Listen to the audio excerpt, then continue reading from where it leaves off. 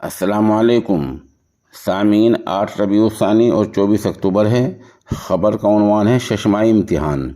ضلع شاملی کے گاؤں موی کاکوڑ کے مدرسہ اسلامیہ عربیہ فیض العلوم کا ششماہی امتحان مکمل ہو گیا ہے۔ مدرسے کے محتمم مولانا مصطفیٰ مظاہری کے مطابق یہاں قرآن پاک، درجہ حفظ و ناظرہ، دینیات اور ابتدائی ہندی اور انگریزی کی تعلیم دی جاتی ہے۔